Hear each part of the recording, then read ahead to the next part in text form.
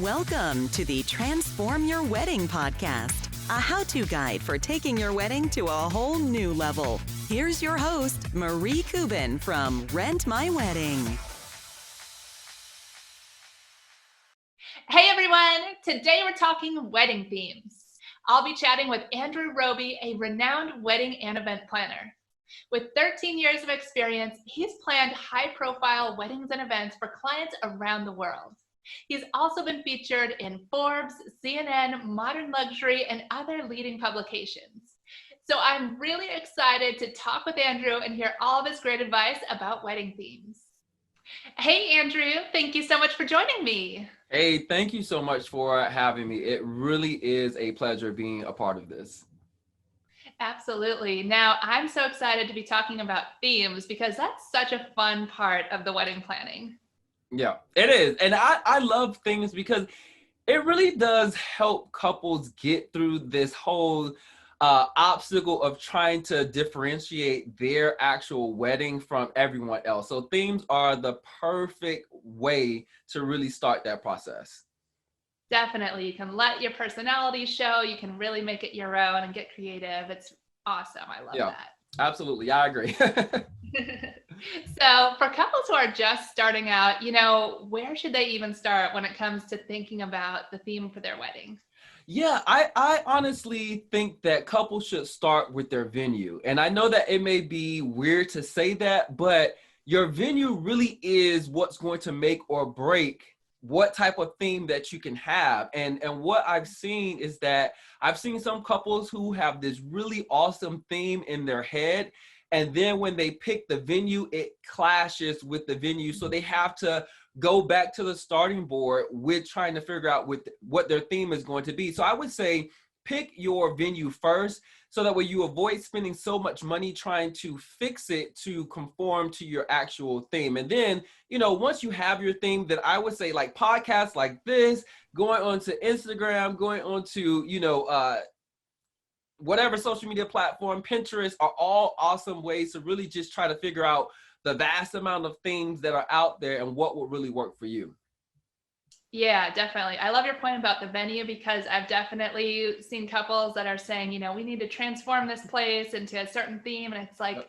If you would have just picked that kind of venue, you would have saved so much, time and money and everything. So definitely, I think it makes sense. Think about your theme before you even book the venue or do anything else. Yeah, because it saves you. I can tell you, it saves you so much time, and you just don't want to spend money you don't have to because you're trying to cover up parts of a venue if you just really went to another venue that was more suitable for the thing that you wanted. Yeah, exactly. Yeah. Now, when it comes to choosing a theme, are there any, kind of rules, any do's and don'ts about themes? Yeah, and this is tricky because all themes are not created equal and they don't apply at all times. So I would say to any couple out there that you should pick your theme first based off of the season your wedding is going to take place in. For instance, if my wedding is taking place in May, I probably don't want to pick like a winter wonderland theme because it's going to be very difficult for me to find the decor for a winter wonderland in May versus if I was in December or in January trying to have this particular theme. So I would say that would be probably my biggest thing. And then the next thing is you don't want to overdo your theme. Themes are meant to really drive what the decor, the environment is going to look like, but it shouldn't feel like when your guests walk in, they're on a movie set that is totally about your theme and not about you getting married, as a couple. So take elements from that theme and put it into your wedding, but don't let your wedding be consumed by the theme itself. I would say that your flowers also, which, for many couples, especially brides, they focus on flowers a lot. And so you have to make sure that your flowers are going to complement your theme. And not all flowers are available all year long. They're seasonal flowers. So making sure that the flowers that you want to use are going to work with your theme is going to be critical. And my last tip I would say is that don't be afraid to use bold color. you know, a lot of times we are so used to the blush tones because we see it so much on social media that instantly becomes our palette. And we don't really want to use those bold colors. But when you use bold colors, especially in fall and in summer, it's really going to pull forth what theme you actually have because it's eye-catching and people can really notice those bold colors, you know, coming through from your theme. So those would be some of the tips I would use to consider as far as do's and don'ts. Yeah, yeah, that's definitely great advice. And, one thing I always wondered about too is, should couples be thinking about their wedding photos down the road? Maybe a theme that they think is really cool now in their 20s Yep. is going to seem a little bit cheesy maybe once they're older and looking back at their photos. Should they think about that or just kind of be creative and go with their gut feeling? No, I think that that's very smart and a really good suggestion because you always want to lean onto things that are going to age well. You know, your classic options are always going to be great. Your romantic styles are always going to last the test of times, no matter what is going to happen. So if you want to make sure that your photos and your videos are going to stay relevant and it's still going to be able to hold up years and years from your wedding, then yes, absolutely pick something that you know is not going to be too far out, you know, that it's just going to be weird to look at. It's like going to see an old movie and, you know, you're so used to HD movies that, and now we have 3D, you know, and we can see those movies and we're fascinated by it. But then we look at an old movie, like an old black and white movie, we're like, okay, what's going on here? I mean, some people may like it, but it doesn't apply to everybody. So yes, pick a theme that's going to age well for you. Yeah, I think that's a really good way to think about it. And, I've had couples too where it's like if they're really set on a theme, but, they're kind of getting talked out of it because it's a little much, maybe the groom's cake is a fun way to do it. So Yeah. having ridiculous groom's cake in that certain theme, and that way it's, still tied into the wedding, but it's kind of limited. It doesn't take over the whole wedding. Yeah, and that's good because the thing is you can have parts of themes that may be a little bit too out there that can really be driven into experiences. You know, the groom's cake is one opportunity. Your photo booth is another opportunity. Being able to do the cocktail hour space can be another opportunity as well to really just go overboard because one, you are allowing the guests to experience these things in very small doses. It's not overwhelming that they feel like they're in this environment the entire time and then they start to get dizzy because of all the stuff that's going on with your theme. So giving them things in small doses is probably going to be a really good thing to do and a good compromise too for trying to have a really good looking wedding, but not something that is just too overly cheesy. Yeah, definitely. Yeah. So now when it comes to themes, I know I asked you ahead of time, can you think about 4 really awesome themes that you love and let's get into them. So you sent over some great ideas. I can't wait to talk more about them. So I know your first theme that you like is alternative. So tell me a little bit more about what that means. Yeah, I really do love alternative because I think even just this year, we have lived in an alternative year for 2020. So I think that this is the perfect, you know, example for this. But it's really going beyond the traditional. It's going beyond what you normally see online and in publications, and really creating a concept of your own. I mean, we did a Alice in Wonderland themed wedding and it was just really out of the box, but people really enjoyed it because it was very different from what they have normally seen. Normally you would see an Alice in Wonderland like at a birthday party or a special, you know, dinner gala or something like that. But an alternative option like this is really cool because it breaks people away from the routine of what they see all the time. So you're mixing and matching ideas and coming up with something that looks really beautiful, but fits your personality. It can be quirky at times, but that's the point of an alternative theme.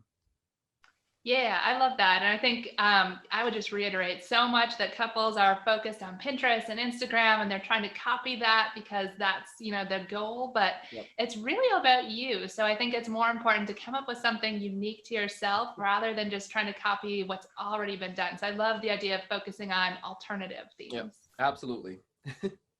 So your second theme is whimsical. Let's talk about that one. Yeah, I love whimsical because I think that every couple just wants to have that romantic Cinderella type wedding. You know, this is the blend between your romance, but also giving you pops of color for your wedding concept. So the pops of color can be in your floral arrangements. They can be in different types of chairs or even different color chairs that you have. It blends in that bohemian concept as well. So I think that it's giving you all the really cool elements of a romantic wedding, but still giving you elements that really makes it charming and whimsical in so many various places. So it's playful, which is what the whimsical aspect of it is, but still making sure that you tap into the romantic elements also. Love that. Yeah, and I think that's one of those really timeless kind of themes as well. So it's going to look gorgeous, whether you're looking at your photos today or 50 years down the road. I think that's such a timeless classic. Yeah, absolutely. So the third theme we've got is modern. Tell me more about that one. So modern is probably, I think modern is my favorite theme because with modern, it just pulls in I love shapes, but I also love clean lines. So with modern, I can focus on my geometric shapes. I can focus on my clean lines. It's a mix of being minimalistic, but also it gives you like that art deco that you can add into some of the elements as well. And because I'm a guy and I know that grooms want to be included in the wedding design aspect, I think the modern really works well with men a lot of the times. And so I just love being able to really, like, it's the sparkles that come out of that. It's the shapes of the plates and shapes of like your escort cards and menus and just so many different elements that can be put into the modern aspect. So those who are traditionalists and they love that traditional wedding feel, this of course is not going to work for you. But for those of us who like the more updated effects and concepts, modern is the way to go. Yes, absolutely. I love a good modern theme as well. I think it's just so beautiful, and each detail kind of really stands out then too. So you're being really mindful about the plates and each element that goes into it. So I definitely love a really nice modern theme. Absolutely. So the last one we've got here, I'm curious about this one. So the last theme is preppy. Yeah, so I think that people are like, I'm not sure if many people have heard of a preppy wedding theme, but when you see it, you're like, okay, I've seen this before. And it really is for couples who love that formal setting, but also don't want it to be so stuffy. So they like that playful element that comes to it. And the playful could be, bright pinks and greens, elements like that, but also having, a really great pop of a pattern that's on the linen or on your napkin. So it's really a blend of that. I want to have a formal setting, but I don't want it to be too formal where people feel like they have to sit at the table, keep their ties tied, never get on the dance floor. I want it to be really fun. And what I think about as an example to this is I think about going to like a polo match. And at the polo match, you see all the women in their big old hats. You see the dandy guys, they're dressed up to the nines. That's what a preppy themed wedding would look like in my head. Love it. Yeah, so it's kind of the best of both worlds. It's nice and formal and elegant, but you still have some fun with it. Yep, absolutely. Love it. Well, awesome. So what other advice do you have just in general for couples who are planning their weddings? Yeah, so some cool advice I would say is that one, give yourself time to plan your wedding. Oftentimes people are busy with so many things, life happens and then you get married and you have to add those tasks to your plate. So understanding what goes into planning a wedding can really give you a good perspective on how much time you're going to need to plan your wedding. And of course, the longer your engagement season is, that's more time for you to actually plan your wedding. So give yourself more than a year to plan this and give yourself time, whether it's quarterly, weekly, however, to just block off time to plan your wedding. But you have to be involved, because I do get some couples that come to me and they say, well, you're the planner, you can do everything, and that's it. And I would love to do everything for you, but I've yet to be able to do that, because weddings involve couples and their personalities and making sure that we're doing things that they're going to like and not what I like. So couples have to be involved in this. And so it's really important that couples would use a plan to figure out, and this is a plan in place before you hire anyone.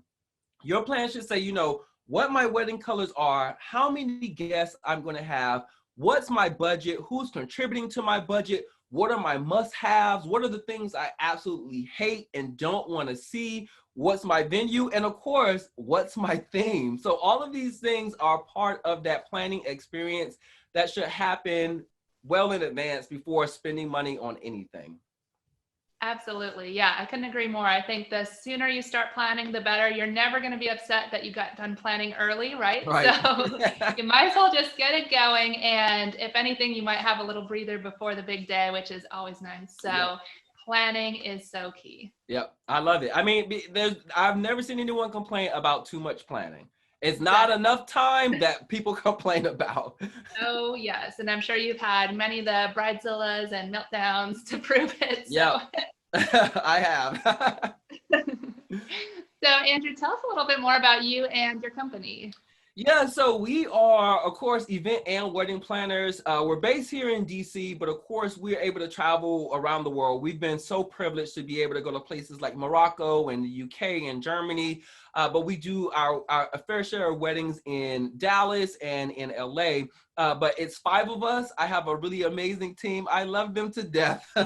I just sent out Christmas cards to them today. And so we do everything, but what we really love doing is just really delving into our clients' personalities and bringing those personalities into the concepts that we create for their wedding. So the look and feel, immersing them into a unique environment just for them. And so I think that's what makes us special and what makes us stand out to a lot of different wedding planners. Definitely. And now how can everyone get in touch with you? So just Andrew Roby. Roby is ROBY events.com, or you can find us at Andrew Roby on Instagram, on Pinterest, on YouTube, and we just started a TikTok. Awesome. Well, Andrew, I've really enjoyed talking themes with you. Thank you so much for all of your great advice and being on the show with us. Thank you so much for having me. I truly appreciate it. Absolutely. Well, I hope you guys enjoyed this episode all about wedding themes. And don't forget, you can catch all of the podcast episodes over at transformyourwedding.com. Thank you so much for joining me, and I will see you next time. This podcast is brought to you by Rent My Wedding, your one-stop shop for event rentals. Order online and rentals are delivered right to your door. Shipping is free both ways nationwide. Rent lighting, backdrops, photo booths, and more. With the most 5-star reviews in the industry, Rent My Wedding makes rentals easy and affordable. Book your rentals today at www.rentmywedding.com.